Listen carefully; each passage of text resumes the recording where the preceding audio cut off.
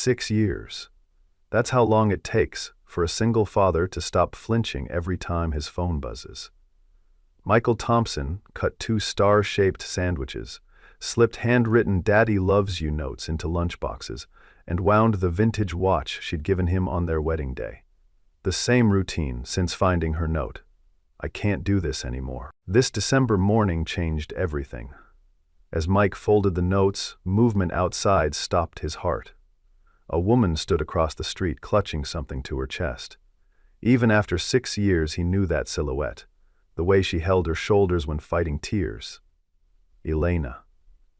The mother who vanished when their twins were 18 months old. His hand trembled. The vintage watch slipped, crystal exploding against the kitchen floor. She'd been watching them from the shadows. The question wasn't how long, it was why she'd finally stepped into the light. Mike straightened slowly, the watch heavy in his palm as memories flooded back unbidden. Millbrook had always been the kind of place where everyone knew everyone, where the Johnson family's auto repair shop had been the heartbeat of Main Street for 3 generations, and where a single father raising twins became the sort of story that people talked about with equal parts admiration and pity. He had worked at Johnson's Auto since high school, his hands learning the language of engines and transmissions, while Elena painted watercolors of the changing seasons from their apartment window above the old bakery. She had been brilliant, her art gallery showings in the city drawing crowds who whispered about the small-town girl with the extraordinary talent. But after the twins were born, something inside her had broken, in a way that neither therapy nor medication nor his desperate love had been able to fix. The postpartum depression had arrived like a storm that never passed, leaving Elena staring at the crying babies with a hollow expression that terrified Mike more than any diagnosis.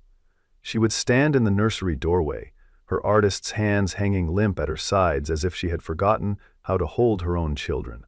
The night she left, Mike had found her packed suitcase by the door and a single sentence on their bedroom mirror, written in her careful handwriting with a red lipstick.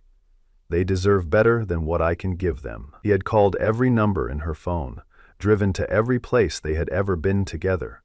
But Elena had vanished as completely as if she had never existed, leaving behind only the blue flannel shirt she had given him for his birthday, and the questions that Emma and Ethan would ask with increasing frequency as they grew older.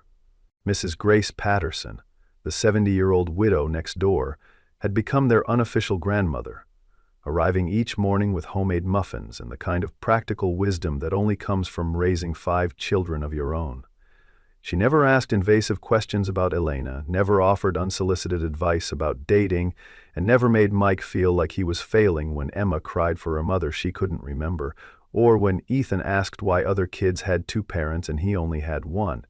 The twins had thrived despite everything, Emma developing her mother's artistic eye, and Ethan inheriting Mike's mechanical curiosity, both of them growing into the kind of children who made their teachers smile and their classmates want to be their friends. Just last week, the Millbrook Gazette had featured Mike as their Father of the Year, a recognition that had embarrassed him even as it filled him with quiet pride, and now he wondered if that newspaper had somehow found its way to Elena, wherever she had been hiding all these years. But if Elena was back in Millbrook, if she had been watching them from across the street, what did that mean for the life he had so carefully built for his children? The coffee shop on Maple Street had always been Elena's favorite refuge, a cozy corner establishment where she used to sketch portraits of the morning regulars while nursing a single cup of Earl Grey for hours. Mike had avoided the place for months after she left, unable to bear the sight of her usual table by the window, but eventually, necessity and the twins' love of chocolate chip muffins had drawn him back. It was there, 3 days after glimpsing Elena outside his house, that he first saw the woman who called herself Lily. She sat in the far corner, a sketch pad open before her and a canvas messenger bag at her feet, her short brown hair falling across her face as she worked with intense concentration that reminded him of someone he couldn't quite place. Emma noticed her first, tugging on Mike's sleeve as they waited in line for their Saturday morning treats. "Daddy, look at that lady's drawings," she whispered, pointing toward the corner table where Lily was sketching what appeared to be a family scene, 2 children playing while their father watched from nearby. The woman's technique was remarkable, her pencil strokes confident and economical, creating depth and emotion with just a few carefully placed lines. When Lily looked up and caught them watching, her smile was warm but somehow tentative, as if she was testing the waters of human interaction after a long period of solitude. "Your daughter has a good eye," she said to Mike, her voice carrying the faintest trace of an accent he couldn't identify. "She appreciates art the way most adults forget how to do." The chance encounters began to multiply with the sort of frequency that felt both coincidental and deliberate. Lily appeared at the grocery store just as Emma dropped her box of crayons, helping to gather the scattered colors while commenting on the child's excellent choice of forest green and burnt orange. She showed up at Johnson's Auto Repair with a battered Honda Civic that needed a new alternator, engaging Mike in the kind of technical conversation that most customers found boring, but she seemed to genuinely understand. Each interaction was brief, polite, and somehow charged with an undercurrent of recognition that Mike couldn't explain, as if his subconscious was trying to solve a puzzle that his rational mind couldn't see. The Lily had a way of being present without being intrusive, of observing the twins with the kind of attention that spoke of genuine interest rather than mere politeness. She noticed that Ethan always arranged his toy cars in order of size before playing with them, and that Emma preferred to eat her sandwiches cut into star shapes rather than triangle. When Ethan asked her how she knew he liked blue cars best, Lily paused for just a moment too long before answering. "You just seem like the type of boy who appreciates a good blue car," in a voice that carried more emotion than such a simple statement warranted. Emma, with the intuitive wisdom that children sometimes possess, looked between Lily and her father with narrowed eyes and asked, "Are you magic? Because you know things about us that we never told you." Mike laughed, but the question lodged itself in his mind like a splinter, joining the growing collection of small mysteries that surrounded this woman who had appeared in their lives with such perfect timing. He found himself looking forward to these encounters even as they filled him with an inexplicable guilt, as if his growing interest in Lily was somehow a betrayal of Elena's memory. Standing in his bedroom each morning, he would touch the vintage watch and whisper, "I'm sorry, Elena. I don't know if I'm allowed to feel this way about someone else." But Lily's presence brought a lightness to his days that he hadn't realized he was missing, a sense that perhaps his life could contain more than just work and parenting, and the careful management of his children's questions about their absent mother. The truth began to reveal itself in fragments, like pieces of a photograph slowly developing in a dark room. One evening, while dropping the twins off at Mrs. Patterson's house for their weekly sleepover, Mike saw Lily standing across the street from their old house, the little blue cottage where he and Elena had planned to raise their family. She was crying, her shoulders shaking with silent sobs as she stared at the windows where nursery curtains used to hang, and Mike felt his chest tighten with a recognition he wasn't ready to acknowledge. When Lily noticed his truck idling at the corner, she quickly wiped her eyes and walked away, but not before Mike saw her touch her own wrist in the exact same gesture he made when checking his watch, a habit that Elena had always found endearing and slightly obsessive. How could a stranger know so much about his family? And why did her presence feel less like a new beginning and more like the return of something that had been lost? The revelation came with the mundane brutality of accidentally discovered evidence. Mike was helping Lily load groceries into her car when her purse tipped over, spilling its contents across the grocery store parking lot. Among the usual debris of receipts and lip balm was a photograph, its edges worn soft from handling, a picture of Mike and the twins, taken when Emma and Ethan were barely 2 years old, building a snowman in their front yard. It was not a photo that had ever been posted online or shared with anyone outside their immediate family, which meant that Lily had either been given it by someone who knew them intimately, or she had taken it herself. When Mike held up the photograph with trembling fingers, Lily's face went white, and for a moment, the careful mask she had been wearing slipped away to reveal something raw and desperate and unmistakably familiar. "Where did you get this?" Mike asked, his voice barely above a whisper, and Lily pissed her eyes. Elena closed her eyes as if she could make the moment disappear through sheer force of will. "I can explain," she said, but the words seemed to catch in her throat, and Mike realized that his suspicions had been building for weeks. his subconscious mind cataloging all the small inconsistencies and impossible coincidences that had marked her presence in their lives. She knew that Mrs. Patterson's first name was Grace, though he had never mentioned it. She instinctively called Emma "sweetheart" in the same tone Elena had used years ago. She sang softly under her breath while she worked, always the same lullaby that Elena had hummed to the twins when they were babies. The conversation that followed took place in Elena's small rented apartment above the old flower shop, a space that was spartanly furnished but filled with artwork that took Mike's breath away. Hundreds of sketches covered every surface, drawings of Emma and Ethan at every stage of their development, captured from a distance but rendered with the kind of intimate knowledge that could only come from a mother's love. There were paintings of their house during different seasons, portraits of Mike working in the garden, studies of the twins playing in the park, all created with the skill of a professional artist, but the emotion of someone who had been watching from the shadows, documenting a life she could no longer be part of. "I never stopped loving you," Elena said, her voice breaking as she gestured toward the walls covered with 6 years of secret observations. "I left because I was drowning, and I was afraid I would take you and the children down with me. The depression, Mike, it wasn't just sadness. It was like living underwater, unable to breathe, unable to feel anything but this crushing weight that made me afraid to hold my own babies because I might somehow damage them just by touching them." She had spent the last 6 years in therapy, she explained, working with specialists who helped her understand that postpartum depression was not a character flaw or a sign of weakness, but a medical condition that could be treated and managed with the right combination of medication, counseling, and time. Elena had been stable for over 2 years, she told him, living in a city 3 hours away and working as an art therapist with children who had experienced trauma.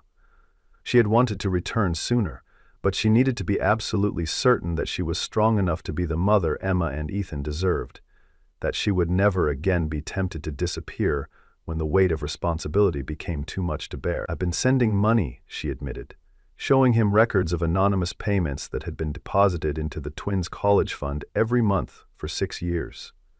"I know it doesn't make up for my absence, but I wanted to contribute somehow, to be part of their lives, even if they didn't know it." The sketches on her walls told the story of a woman who had never truly left, who had attended school plays from the back row, who had watched Christmas morning from across the street, who had celebrated every birthday and milestone from a distance that kept her close enough to witness their lives, but far enough away to avoid disrupting the stability Mike had worked so hard to create. "I saw the newspaper article about you being named Father of the Year," Elena said, picking up the clipping from her coffee table. "I was so proud and so grateful that they have you, but it also made me realize that I've been hiding for long enough. I thought maybe it was time to see if there might still be a place for me in their lives, even if it's not the same place I used to occupy." But the question that hung unspoken between them was whether Mike could forgive her for the years of deception, for returning to their lives under false pretenses, and for making him feel like he was betraying Elena's memory by developing feelings for the woman she had become. The confrontation that shattered their fragile reunion came from an unexpected source, delivered with the bureaucratic efficiency that can destroy lives with a few stamps and signatures. Karen Martinez from Child Protective Services arrived at Mike's door on a Tuesday morning, her clipboard and concerned expression announcing trouble before she spoke a word. Someone had reported that an unknown woman had been spending time with his children, and given his status as a single father, the department was required to investigate any potential risks to Emma and Ethan's safety and well-being. "I'm sure it's nothing," Karen said with the kind of practiced reassurance that suggested she had delivered this speech many times before. "But we need to document your relationship with this woman and ensure that proper background checks have been completed." The investigation felt like a violation of everything Mike had built, a questioning of his judgment and his fitness as a parent that cut deeper than any physical wound. Karen interviewed the twins separately, asking them about Miss Lily with the kind of leading questions that made 7-year-olds feel like they were in trouble for something they didn't understand. She spoke with Mrs. Patterson, with Mike's supervisor at the auto shop, with Emma and Ethan's teachers, building a file that would determine whether the family he had worked so hard to protect would be allowed to remain intact. The irony was almost unbearable. Elena's return, which should have made their family more complete, was instead threatening to tear them apart entirely. The breaking point came when Emma found Elena's sketchbook and brought it to Mike with tears streaming down her face. "Daddy, why does Ms. Lily have pictures of us when we were babies?" she asked, holding up a drawing of herself and Ethan as toddlers, rendered with the kind of detail that could only come from someone who had been there, who had memorized every expression and gesture with a mother's eye. "She drew us when we were little, but we never met her until now. How did she know what we looked like?" Ethan, always more direct than his sister, put the question even more simply. "Is Miss Lily our mama? The one who went away?" Mike looked at Elena, who had gone pale and still as a statue, and realized that their careful deception had finally crumbled under the weight of its own impossibility. "Yes," he said quietly, sitting down so he could look his children in the eyes. "Miss Lily is your mother. Her real name is Elena, and she's the one who went away when you were very small." The questions that followed were heartbreaking in their innocence and complexity. Why had she left? Why had she come back? Why had she pretended to be someone else? And, most painfully, why hadn't she wanted to be their mother before now? Elena knelt before her children, her hands shaking as she reached toward them and then pulled back, unsure if she had the right to touch them after so many years of absence. "I was very sick when you were babies," she said carefully, her voice steady despite the tears on her cheeks. "Not sick with a cold or a fever, but sick in my heart and in my mind, and I was afraid that my sickness might hurt you. So I went away to get better, and it took me a very long time to learn how to be healthy again. I came back because I wanted to see the beautiful, smart, wonderful people you had become. But I didn't know if you would want to see me." The conversation that followed was the most difficult of Mike's life. A negotiation between his desire to protect his children from further abandonment and his recognition that they deserved to know their mother, complicated by his own feelings of betrayal and renewed love. Elena's deception had hurt him deeply, not because she had returned, but because she had made him feel like he was developing feelings for a stranger when he was actually reconnecting with the woman he had never stopped loving. "I need time," he told her that night, standing in the doorway of her apartment with the weight of 6 years and 2 children's futures pressing down on his shoulders. "Emma and Ethan need stability, and I won't let them be hurt again if you decide this is too hard." Elena nodded, accepting his judgment with the kind of grace that spoke of years spent learning to live with the consequences of her choices. She gave him the key to her apartment, a gesture of trust and transparency that felt both too little and almost enough. "I understand if you can't forgive me," she said, "but please, don't let my mistakes keep the children from knowing that they were always loved, even when I wasn't strong enough to show them." That night, Mike sat in his kitchen with Elena's apartment key on the table before him, the vintage watch on his wrist marking time that felt both too fast and impossibly slow, wondering if love could survive 6 years of separation and the kind of hurt that changes people into versions of themselves they barely recognize. The question that kept him awake was whether he was protecting his children by keeping Elena at a distance, or whether he was denying them the chance to heal wounds they didn't even know they carried. The crisis came without warning, as emergencies always do, transforming an ordinary night into the kind of moment that redefines everything that follows. Emma's fever spiked to 104 degrees just after midnight, her small body burning with heat that sent Mike into the kind of panic that years of single parenting had never quite prepared him for. His truck wouldn't start, a bitter irony for a mechanic, and the ambulance service was delayed by a multi-car accident on the highway outside town.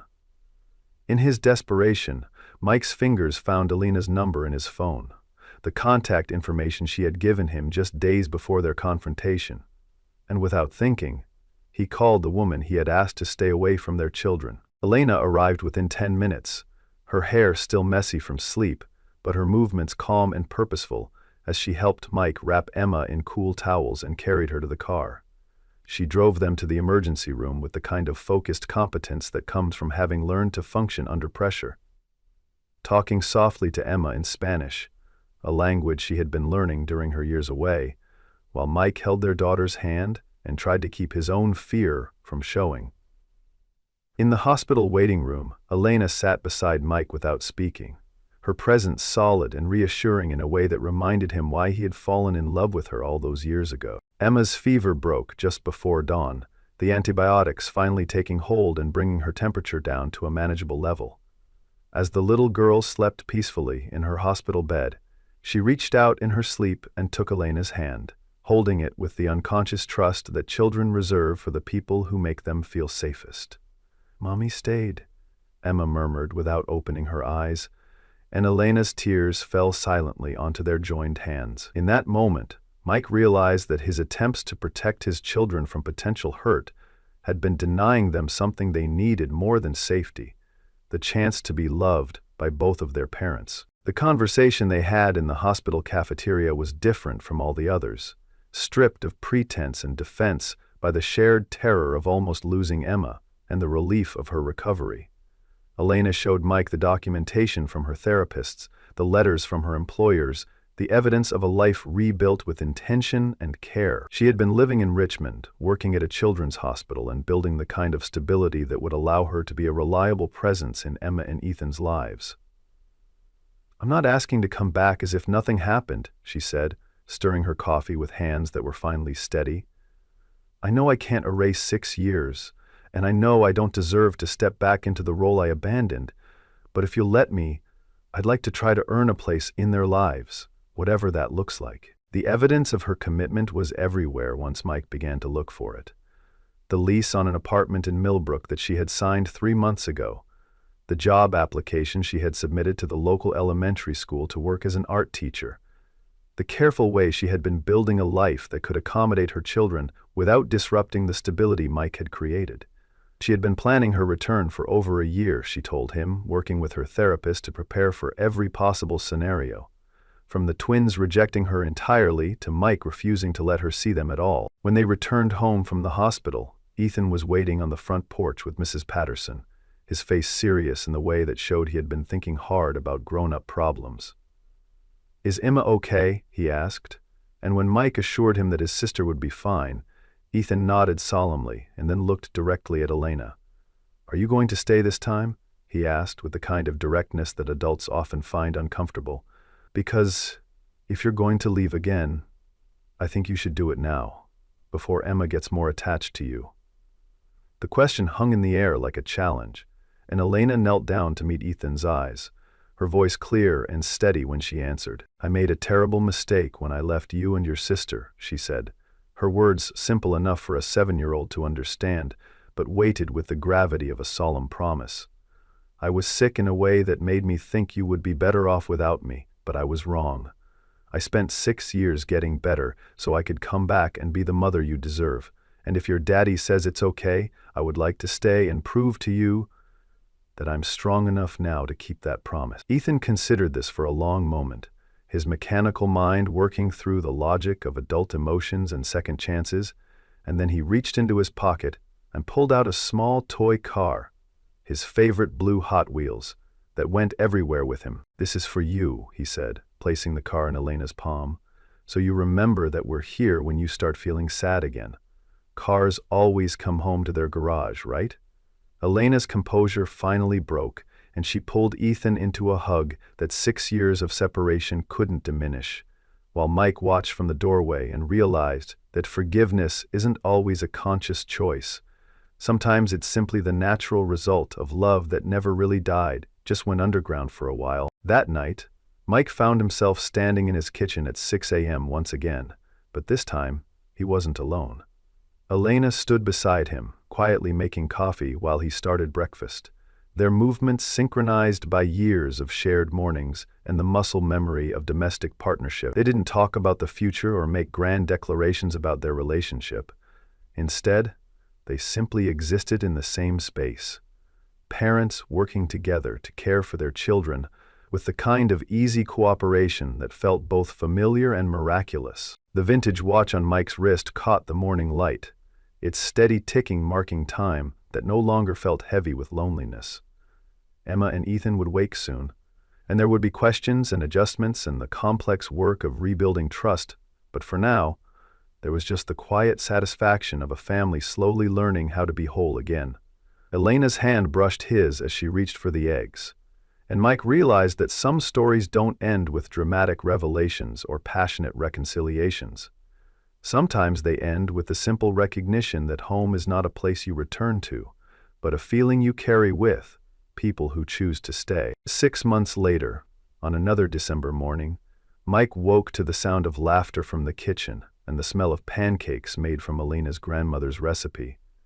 Emma was teaching Elena how to braid friendship bracelets, while Ethan explained the proper way to organize a toolbox, their conversations overlapping in the comfortable chaos that defines happy families. The vintage watch sat on the kitchen counter now, no longer a solitary reminder of lost time, but part of a collection that included Elena's art supplies and the children's school projects, the accumulated evidence of a life being lived together rather than separately. From his place in the doorway, Mike watched his family navigate their morning routine with the kind of practiced ease that suggests permanence.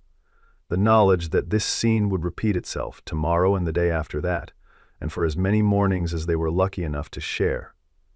Elena caught his eye and smiled, and in that smile was everything they had been through and everything they had yet to discover about loving each other in this new configuration of their lives. There were no dramatic declarations or tearful reconciliations, just the quiet miracle of ordinary moments made extraordinary by the people who choose to share them. Ethan looked up from his explanation of socket wrench organization and grinned at his father.